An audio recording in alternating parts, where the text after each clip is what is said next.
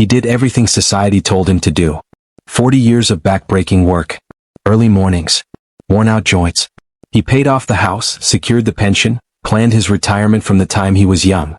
At 68, he finally stepped away, believing his hardest years were behind him. At 72, he was back on his feet, 8 hours a day wearing a work apron again. Not because he failed. Not because he was irresponsible. But because someone else quietly retired on his life's work. And if you're a man over 55, single, divorced, or widowed, listen closely because this story doesn't start like a warning. It starts like hope. The most dangerous moment in a man's life isn't when he's broke. It's when he's no longer needed. Retirement doesn't just end a career. It quietly erases relevance. For 40 years your value was obvious. You fixed things. You paid bills. You showed up early and stayed late. People relied on you. Your presence mattered because something depended on it. Then one day the alarm clock stops ringing.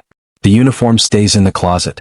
And without warning, the world moves on without asking how you feel about it. You notice it in small, humiliating ways. You walk into a store and no one looks up. At family gatherings, people ask polite questions but don't wait for answers. Conversations continue over you, not with you. You speak and phones come out. You're not ignored loudly, you're erased quietly. And that kind of loneliness doesn't shout. It sinks. Men aren't taught how to exist without being useful. No one prepares you for the moment when your life slows down but your need to matter doesn't. You don't miss the job as much as you miss being counted on. Being necessary. Being seen. That's the gap no one warns you about. The space where purpose used to live. Then she appears. Not flashy. Not dramatic. Just a present. Age appropriate. Come. I'm interested. She looks at you when you speak. She laughs at your stories, even the ones you've told 100 times. She touches your arm casually like it's the most natural thing in the world. She asks questions and actually listens to the answers. For the first time in years, someone reacts like you still matter. And that feeling hits harder than attraction. It hits like relief. After years of being overlooked, that attention feels like oxygen. And men who've been starving don't ask where the air came from. They just breathe.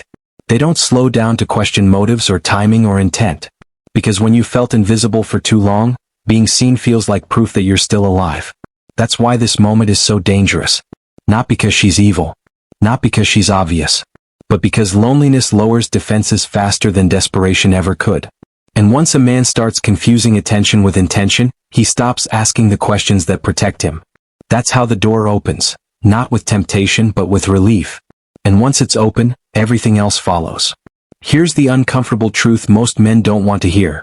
By the time you think you're falling in love, the evaluation is already finished. What feels like chemistry on your side often starts as calculation on hers. Not romance first, reconnaissance first. Because attraction is emotional, but security is strategic, and strategy always runs quietly in the background.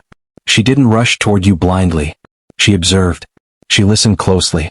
She paid attention to details you didn't even notice you were giving away. Your age. Your routine. Whether you're still working or fully retired. The way you talk about money, relaxed or stressed.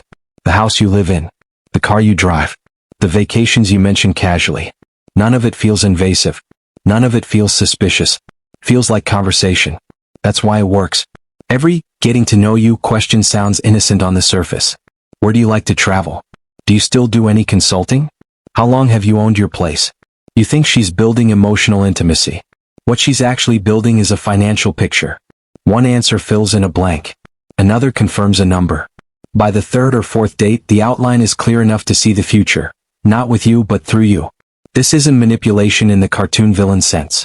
It's practical thinking wrapped in warmth. Because when someone is thinking about long-term survival, they don't lead with need. They lead with independence. They present themselves as stable, capable, self-sufficient. That's the camouflage. If she looked desperate, you'd hesitate.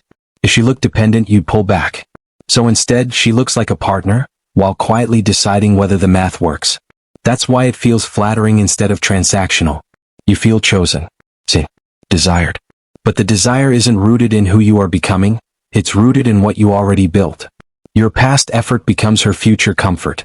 And the most dangerous part is that nothing illegal or obvious is happening. No demands. No pressure. Just interest, attention, and timing that feels almost perfect. This is where men get confused. Because romance is emotional, but access is logistical. Love grows slowly. Access gets secured quickly. And when someone knows what they're looking for, They don't waste time wandering. So no, this isn't a fairy tale. It's an onboarding process. And once you understand that, you start realizing something important. Not every person who feels right is there for the right reasons. If you feel like everything is happening unusually fast, that's not excitement. That's a timeline. Real connection unfolds. It doesn't sprint. But in these situations, speed isn't accidental. It's strategic. 3 weeks in, she's saying things that normally take years to earn. You've never felt a connection like this. She's never felt understood like this. It feels intense, flattering, almost surreal. You tell yourself this is what happens when two mature people finally meet at the right time. But what's actually happening is momentum being manufactured. A few months later, marriage enters the conversation casually. Not as pressure as logic. At our age, why drag things out? It sounds reasonable. Responsible even. You're not teenagers anymore. You've lived life. You know what you want. That's the story you're sold. And the faster it moves, the harder it becomes to stop without feeling foolish or cruel. Here's what most men don't realize. Urgency is never about love. Love is patient because it's not afraid of time. Urgency exists when someone can't afford delays. Because time gives you space, and space gives you clarity. Time lets you notice inconsistencies. It lets your kids ask questions. It lets friends raise concerns. It lets you slow down enough to see the full picture. Speed shuts all of that down. When things move fast, you don't pause to reflect. You react. You're busy keeping up with emotions, milestones, expectations. Engagement happens before your instincts catch up. Planning replaces thinking. And once plans are in motion, backing out feels like failure instead of wisdom. That's how pressure disguises itself as destiny. She'll frame the pace as passion, as certainty, as proof this is different. But deals move fast too. So do contracts. So do agreements where one side already knows the outcome they want. Because the longer the process takes, the more chances there are for scrutiny. Speed minimizes resistance. And here's the most important part. When a man has been lonely, speed feels like relief. It feels like being pulled forward instead of standing still. You don't want to slow things down because slowing down risks losing the attention, the affection, the feeling of being wanted again. So you go along with the pace even when something inside you feels slightly off. That's the trap. Not pressure through force, pressure through momentum. By the time you realize how fast it all moved, you're already standing at the altar wondering how you got there so quickly. And that's exactly the point. Pay close attention to when the complaints begin, because timing tells the truth long before words do. When someone starts talking about how much they hate their job early on, that isn't casual venting. It's rehearsal. It's the first draft of a story that will eventually require your participation. At first, it sounds harmless. Stressful days. A difficult boss. Feeling unappreciated. You listen, you empathize, you nod. That's what supportive partners do. But this isn't just sharing, it's positioning. Before commitment, she manages. She shows up. She pushes through. The job isn't great, but it's survivable. Then the relationship locks in. Marriage happens. Security settles. And suddenly the same job that was tolerable becomes unbearable. Now it's not just annoying, it's damaging. Stress turns into burnout. Burnout turns into health concerns. Emotional strain becomes physical pain. The narrative escalates and it escalates fast. Here's where the trap tightens. You're no longer reacting to a complaint, you're being handed a moral dilemma. If you encourage her to keep working, you're not being practical, you're being heartless. What kind of husband would push his wife to stay in a job that's destroying her health? What kind of man would choose money over well-being? The framing is precise. You're not asked to fund a lifestyle. You're asked to relieve suffering. So she quits, temporarily. Just for a break. Just until things stabilize. Just until something better comes along. And you agree because you love her, and because you tell yourself this is what partnership looks like. Supporting each other through hard moments. Except the hard moment never ends. Weeks turn into months. Months turn into years. The urgency to return quietly disappears. Meanwhile, your reality shifts. Your budget tightens. The plans you had for travel, hobbies, and rest start getting postponed. Not canceled, postponed indefinitely. You notice you're the only one adjusting. Your retirement, which was designed carefully for one life, is now stretched to carry two. And while your freedom shrinks, hers expands. This is the part no one warns you about. It doesn't feel like exploitation at the moment. It feels like loyalty. Feels like being a good man. But over time, you realize something unsettling. The sacrifice only moves in one direction. Your time. Your money. Your future. All quietly redirected. Temporary was never temporary. It was the plan reaching its final stage.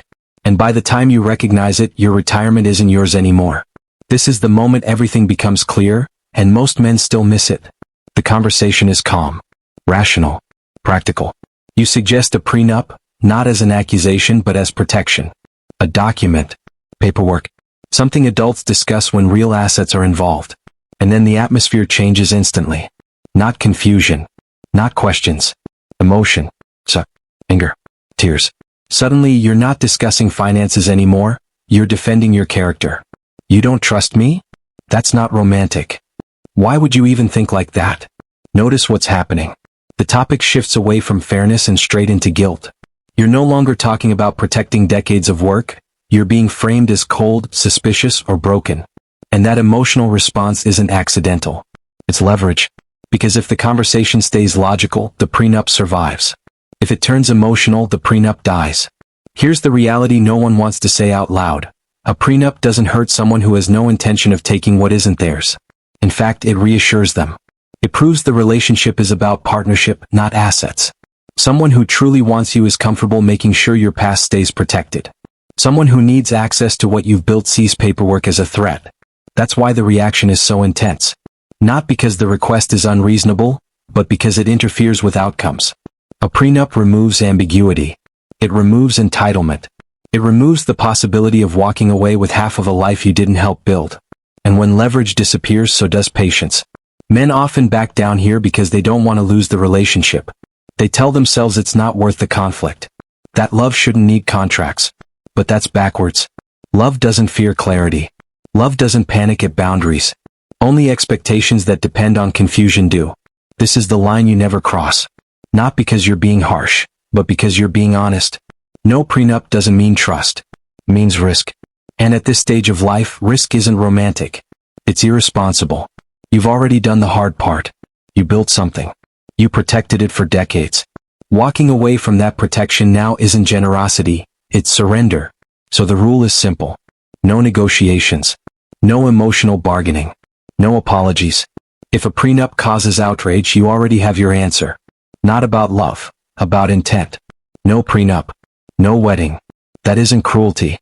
That's clarity. You didn't spend decades waking up early, sacrificing comfort, and carrying responsibility just to give away the peace you earned. Your time matters. Your work mattered.